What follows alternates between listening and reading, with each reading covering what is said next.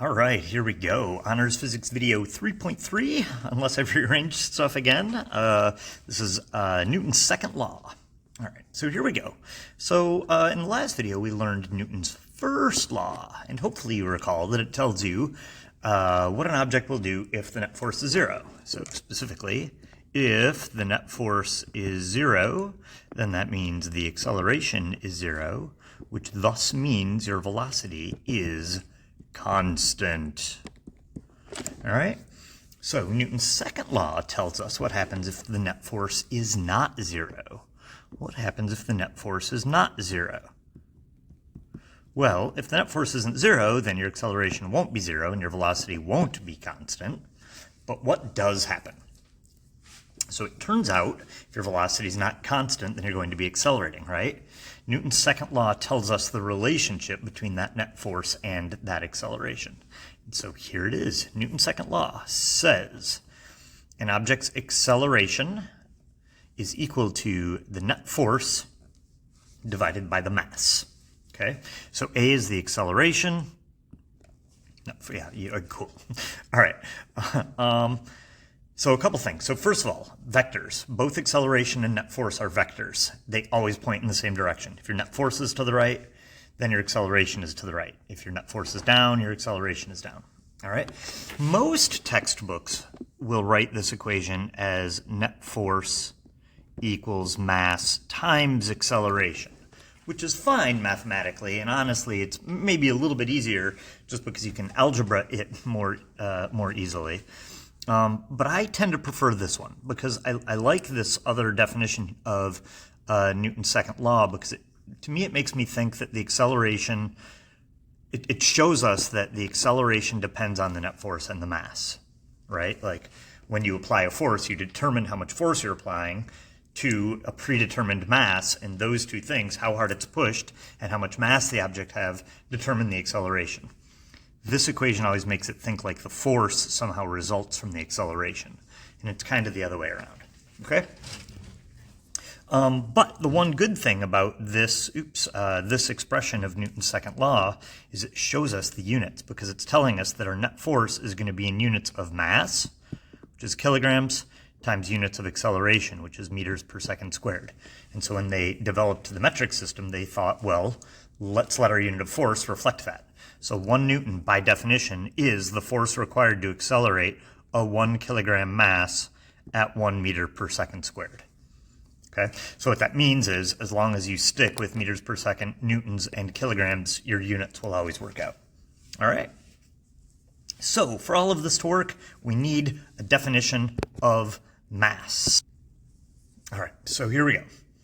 So I think we got this definition earlier in a previous video, so I think this was a little repetitive, but just in case, I'm going to reiterate. So in chemistry, we define mass as a measure of how much matter makes up an object, right? Like you're essentially just counting protons and neutrons and electrons, right? And more protons, neutrons, and electrons means more matter and therefore more mass. All right, and I like that definition because it illustrates, first of all, that mass is not a vector, right? It's just a scalar. You're literally just counting particles, right? So I like that because it sort of makes some kind of intuitive sense, I guess, right? And this definition works for physics as well. So in physics, we define mass as a measure of an object's inertia, okay? So cool, but what then is inertia? So here's the definition of inertia. Inertia is an object's resistance to a change in motion. Resistance to a change in motion. In other words, an object with more inertia is going to be harder to cause to speed up, slow down, or turn, okay? So for all intents and purposes, mass and inertia mean the same thing, all right? Cool. All right, so why does mass measure an object's inertia? Why does it measure its resistance to a change in motion? All right, so here's two simple examples. So in the first one, imagine pushing a shopping cart as hard as you can. You're gonna just like find that shopping cart at Kroger and just push it as hard as you can, right? So if the shopping cart is empty, it's gonna speed up and move really quickly, right? Not moving, boom, moving, right? Whereas if the shopping cart is full of cases of water, it's gonna be super heavy. It's gonna have a lot of mass in it, right? A lot of protons, neutrons, and electrons in it. It's got a lot of mass. So when you push that shopping cart, it's still going to speed up, but much more gradually, much like the cart that I pushed in a previous video, right? So the idea is the full one has more mass. As a result, it is more resistant to a change in motion, and so it's going to respond less to that force that you apply to it. Okay, the full one will resist a change in motion more because it has more mass. All right, and then the converse works too. What if the two carts are rolling at you and you want to stop them, right? The empty one is going to be easy. You just catch it and boom, stop, right? The full one is going to be much more resistant to you trying to stop it, right? Okay, so mass measures inertia. Mass measures how hard it is to change the motion of a thing. And so what that means then is acceleration is net force over mass. So what this is telling us is as our force increases, our acceleration increases, but as our mass increases, our acceleration decreases, right? Because the more mass it has, the less it will accelerate, okay? So essentially, Newton's second law is saying the harder you push something, the more it will accelerate. And when you push something, the more mass it has, the less it will accelerate, right? So there you go. In math terms, Newton's second law says the acceleration is directly proportional to the net force and inversely proportional to the mass. All right. Where did my eraser go? I guess it doesn't matter. All right. Don't forget your vector hats. Sorry, these are old slides. I should have added in my vector hats. All right, so let's do a couple examples. So in all of these examples here, it says find the acceleration if Roy pushes each of the boxes from rest across a frictionless floor with the given force.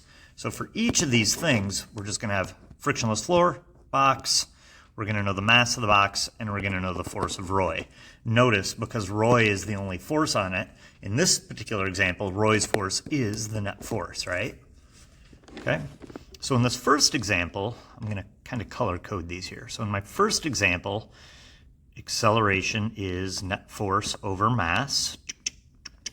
So we're pushing using a force of 12 newtons to push a 4 kilogram thing. That's going to give us an acceleration of 3 meters per second squared. Okay, now over here in part B, we're going to push the same box but with twice as much force. So acceleration is net force over mass. So now we've got 24 newtons over 4 kilograms, which is going to give us 6 meters per second squared. So notice here, we multiplied the force by 2, and the result is the acceleration got multiplied by 2, right? Okay, so that is showing us that the force and the acceleration are proportional. All right, now question C, let's do this in, I don't know, how about black? Question C is the same as A. We're still pushing with 12 newtons, but now we've got double the mass. So now my acceleration is net force over mass. I've got a net force of 12 newtons pushing 8 kilograms. And because it has more mass, it's going to have less acceleration. All right, so notice what happened here is here, the mass got multiplied by 2, and in response, the acceleration got divided by 2, right? Because they're inversely proportional. All right? And then question D doubles both the force and the mass. So we'll do that in, I don't know, about... Ooh, look at all the colors. I'm so excited I discovered this. All right, let's use purple. All right, so in this one, we've got double the force and double the mass. So now acceleration is net force over mass. So now we're pushing with 3 times the force. I'm sorry, 2 times the force, but also 2 times the mass. And so you still get 3 meters per second squared. Okay, so notice it's the same, right? Because we doubled both the force and the mass. All right, so there you go. All right, now let's do some examples that are maybe a little bit more involved, all right? So in this one, it says, Roy pushes a 15 kilogram box horizontally from rest with a force of 120 newtons. If the force of friction is 30 newtons, find the velocity of the box after 3 seconds. So here's how we're going to do this. We're going to make a little drawing. I always write the mass in the center of the box, all right? That'd be a good habit for you to get into as well, all right? It tells us the force of Roy is 120 newtons, and then the force of friction is 30 newtons to the left. So now what I'm going to do is, well, we're trying to find the velocity after 3 seconds. So let's see, we know the initial velocity was 0. We know that this scenario is happening for 3 seconds, and we're looking for our VF.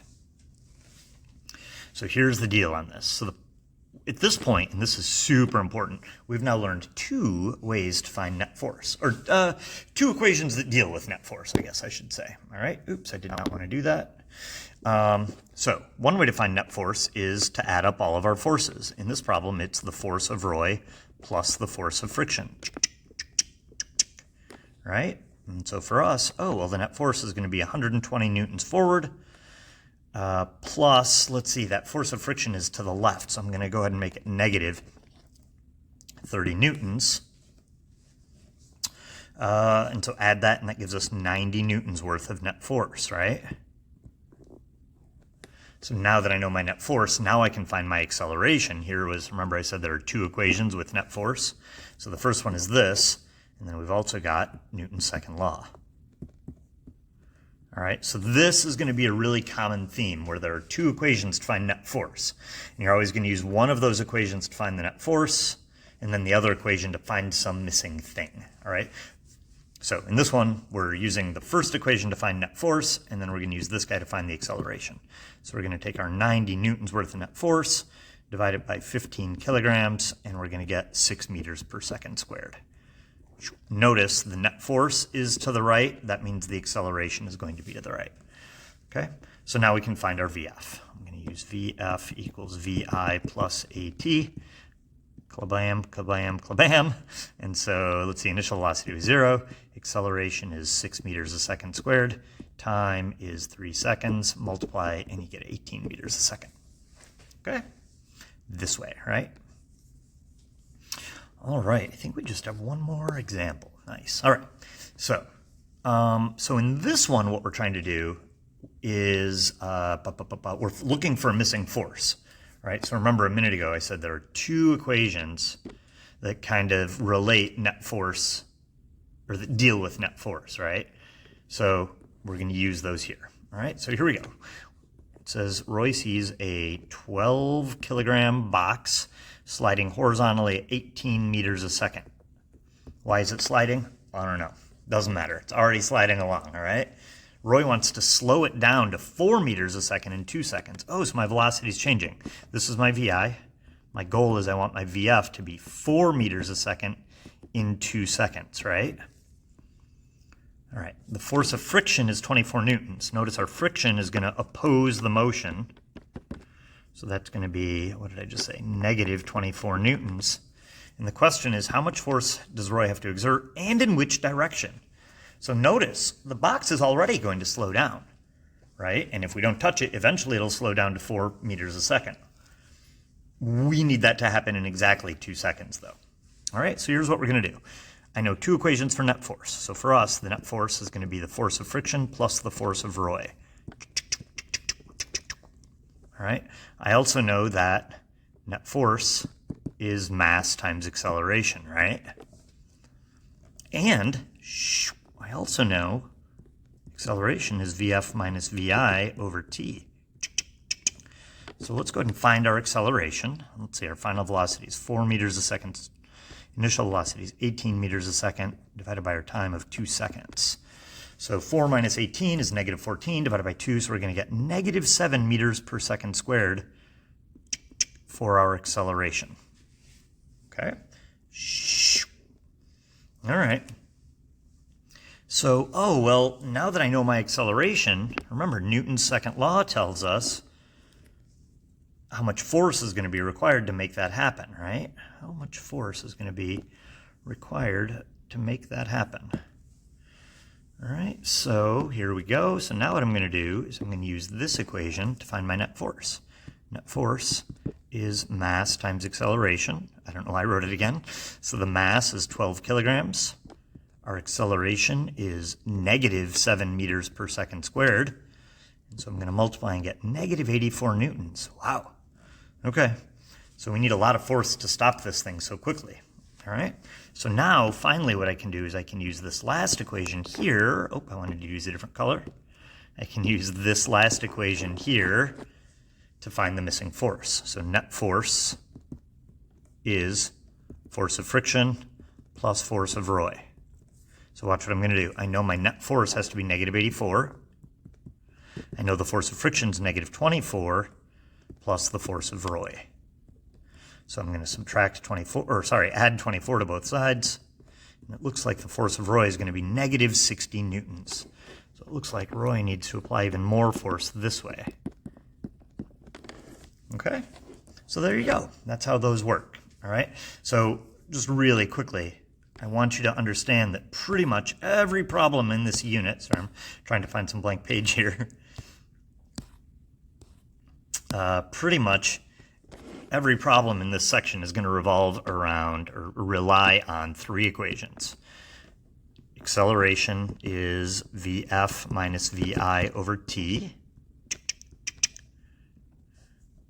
Net force is mass times acceleration, and net force is the sum of all your forces, right? Okay, so there we go. Kabam.